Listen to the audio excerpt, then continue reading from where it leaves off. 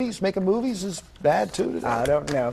You know, I bet a 200 extra bucks each month sounds pretty good to you about right now. Well, that's what you could get if you give yourself a raise. Get a bigger check right now without even asking the boss. You don't have to say, can I have it? Most of you can do it. ABC 2 News' Josie Sturman shows us how to get a raise tonight.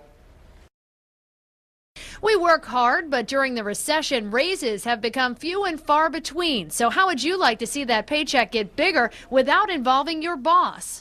I would love that. That'd be pretty phenomenal, I think.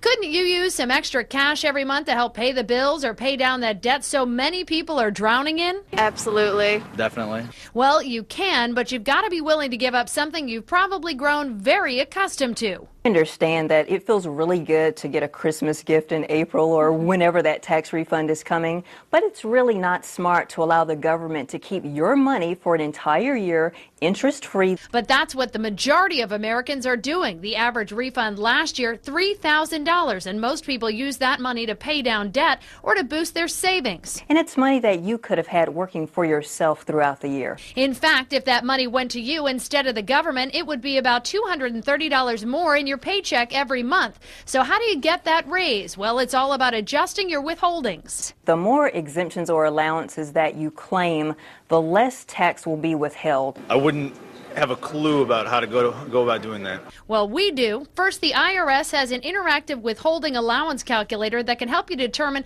an appropriate number of exemptions. Once you figure out that number, you need to file a new W-4 with your employer. The goal, to get closer to breaking even. If you're just getting a small refund, a couple of $100, $500, you never want to get a large refund back, but you also don't want to owe the government money, so just leave that alone. And while some use that refund for a big purchase or vacation, it's still better to give yourself a raise each month. They should pay themselves first, and with the extra money they're getting in their paycheck, make sure that they have a separate savings account and that they're transferring that money on a monthly basis. Josie Sturman, ABC 2 News.